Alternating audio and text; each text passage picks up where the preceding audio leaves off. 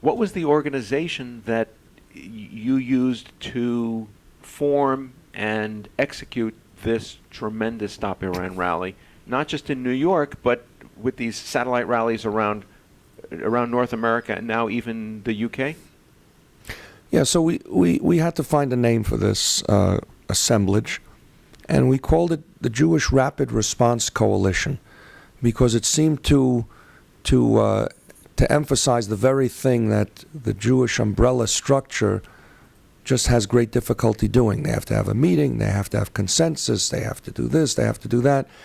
And the idea is if now and going forward, that if there are issues that we see that we believe are overriding, it's not every issue we're going to take on. We don't have the time for that.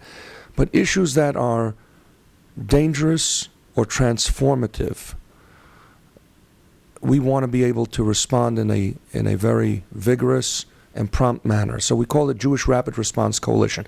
Now, for purposes of the rally, since we were bringing in organizations, many of them, and some of them, I should say, establishment organizations as well, but we're bringing in many organizations. As you saw in the flyers, about 80 in number. We called this, for this purpose, the whole group, all of the groups together, the Stop Iran Coalition, which was assembled by the Jewish Rapid Response Coalition, which is funded for its activities through a 501c3 as an educational project of the Americans for a Safe Israel. Because could we apply for a 501c3? We're absolutely eligible, but it takes time, and by definition, we had to respond quickly. How do you feel about the reaction that you got in Times Square? Did it meet or exceed your expectations? I think to get 13,000 people on a midsummer's night in Times Square, where many people are away on vacation, the students are away working at the camps or attending the camps, I think it was quite a showing, I would venture to say, based on my ability I have some ability to understand crowds. I've been in the business and politics before I was a financial manager. Having had 13,000 people, I think we would have had 20,000 had it been between mid-September and mid-June as opposed to the dead of July. What do you feel that you tapped into that brought these masses out there? Number one, outrage, a sense of betrayal of the people by their government. The fact is that why are we always the canary in the coal mine? What do we have to be as we would say in Yiddish or Hebrew, the kapura for an experiment with Iran? Because that's all it is. It's an experiment, and it's an experiment that's really doomed to failure. Mm-hmm. So there was that. There was a lot of fear for people, for their own children here. There were many Gentiles there, concerned for the future of this country, mm-hmm. as exemplified by the many speakers who are not Jewish, but certainly people who have relatives in Israel, just concerned for the world and its safety, that really a messianic, mad regime capable of unspeakable cruelties to its own population would now be in possession of the weapons of mass destruction. How has it been met by the public who didn't necessarily attend but get to see it through the various, or read about it through the various media? What kind of reactions have you gotten? Anecdotally, many people that I know and don't know have sent letters by email. I've received paper letters at home from people I do not know. They thank us for having put it together. I know many on the committee received the same. Lots of praise in various community newspaper editorials.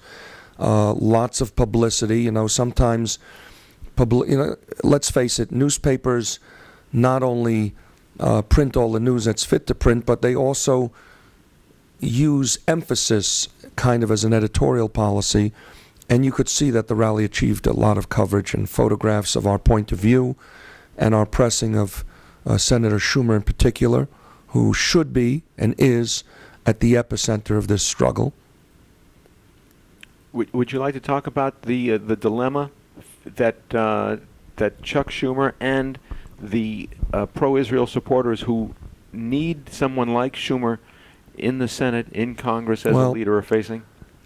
I have a very different point of view. I was in government for 21 years before I came into financial services. I worked for Mayor Koch, for Governor Pataki, for Senator D'Amato, a Congress member, a county executive. I had 21 years in the business. And I associated with these people, and I've watched these people. Now, I don't want to be overly broad in my disdain for the way in which he's operating. But Senator Schumer. Senator Schumer. But let me say this. I declare that if he wanted to, he could kill this deal single-handedly. Let me tell you why. He's been in office for nearly 4 decades. He came right out of school, and he went straight into the assembly. His public life is a gift from the voters of New York. New Yorkers, I don't know if you're aware, get bored with their public officials. It's very rare that a New York public official serves more in a senior position than 2 or 3 terms. Al D'Amato, the former senator, was thrown out at 18 years.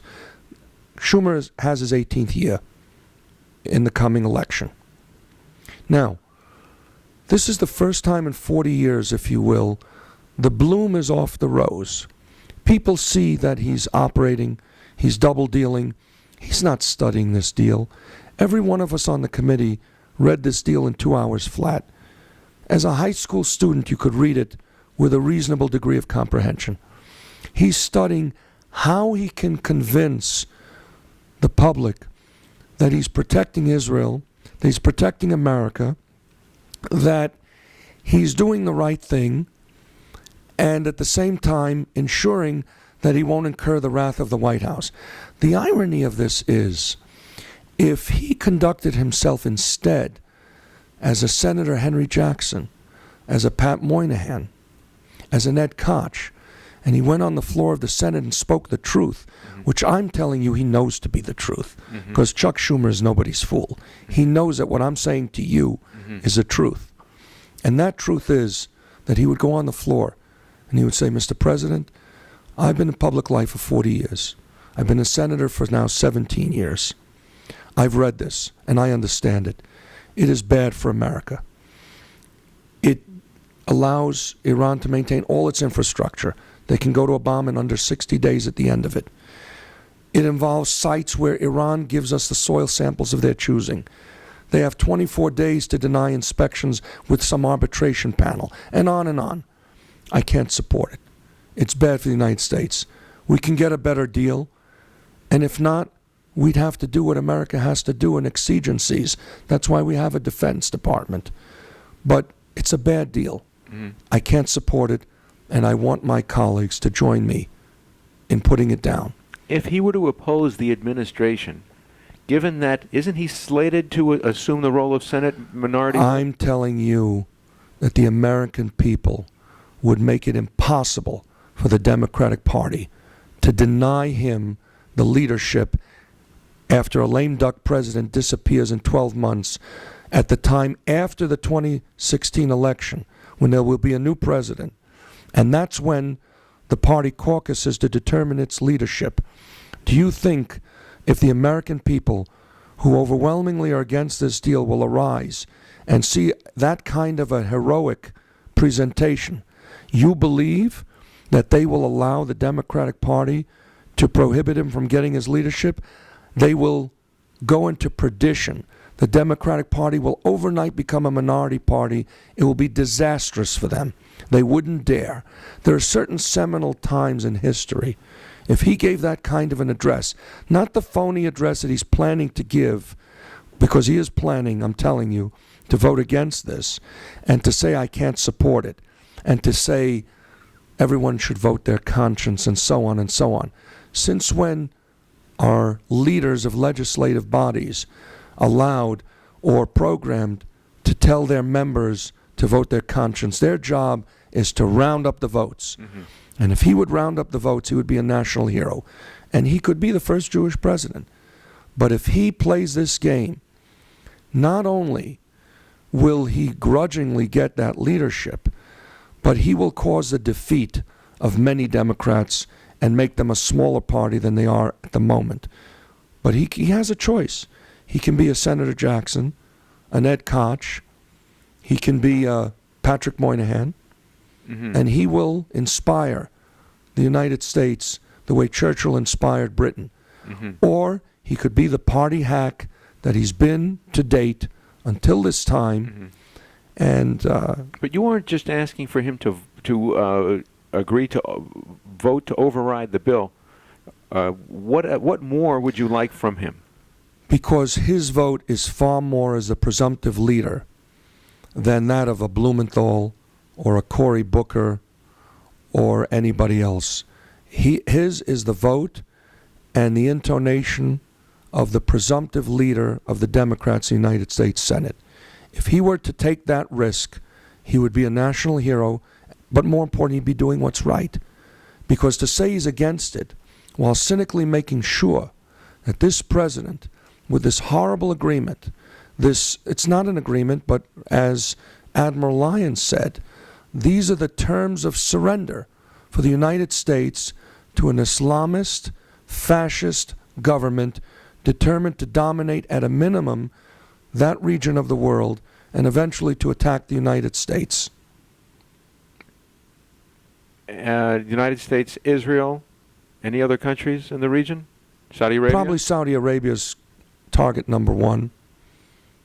You think Israel is just being used as a ruse to not No, they'll stop attempt them? to go after Israel, but let's be honest. They know that when they go after Israel, Iran will be destroyed. They can't be that stupid. The risk for us here is, number one, why should the world go through an apocalyptic type of conflict because of President Obama and because senators like Senator Schumer don't want to speak the truth to protect their own hide? Now, I don't expect anything better from Barbara Boxer. I certainly don't. But Schumer's much smarter than she is, and everyone knows that Chuck Schumer's smarter than Boxer. Mm-hmm. So it's almost incalculable to me and incomprehensible to me that we're headed down this path.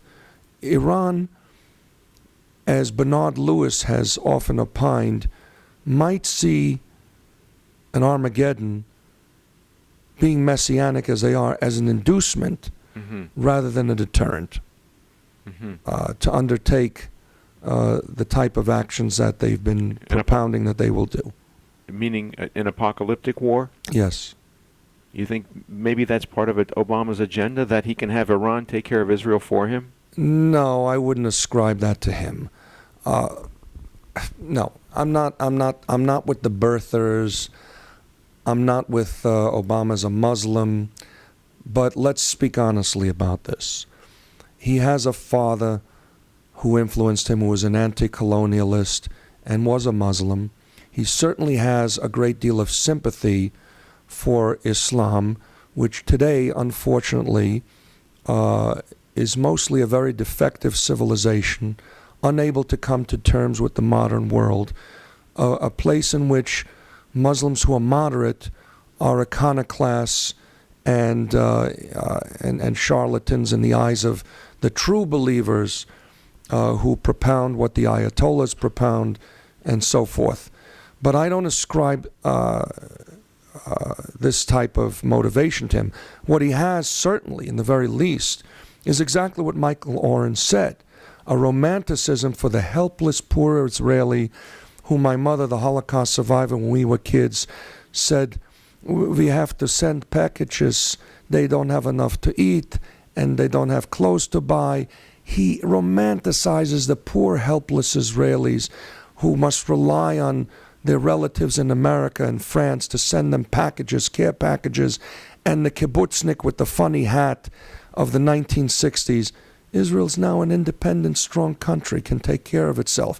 Ever since 1967, obviously, his father, the same as the Soviet Union, changed their viewpoint of Israel after the Six-Day War, having imagined that Israel would be some poor socialist ally, and all of a sudden they're looking forward to becoming self-sufficient and strong and capitalist. And of course the Soviets turned on them, and all of the people who then supported Israel in the beginning, started to see them as some colonial power. Mm-hmm. But through Michael Oren's revelations in Ally, doesn't it seem at this stage that Obama has got it out for Israel? I'll say this much. I believe that much of the cooperation between our intelligence services and the defense agencies has to do also with the existence of a permanent government, a bureaucracy, and that the relationship between many of those entities and Israel, the very strong relationship because of the benefits indeed that Israel provides as well to this country, are in spite of the president, not because of him. And indeed, that's proven by the fact that when replenishment was needed in the most recent war, the president made the unprecedented directive that requests for such resupply go through him, through the White House, and not routinely through the Defense Department. So, summarizing all that I've said here, he does not have sympathy for Israel. He has antipathy for Israel. He can't be classified as an outright enemy of Israel, but his sympathies do not lie with Israel. He won't go out of his way for Israel unless he's compelled by circumstances that arise from the Congress and the American public. He is to Israel what Jimmy Carter was to Israel. He is not to Israel what Ronald Reagan or even Bill Clinton or John F. Kennedy or certainly Lyndon Baines Johnson was to Israel. He's more what Jimmy Carter was to Israel, in an exaggerated sense. In other words, in a more severe sense even than Jimmy Carter, because Jimmy Carter's antipathy for Israel and his open anti-Semitism became visible to all in the years following his presidency.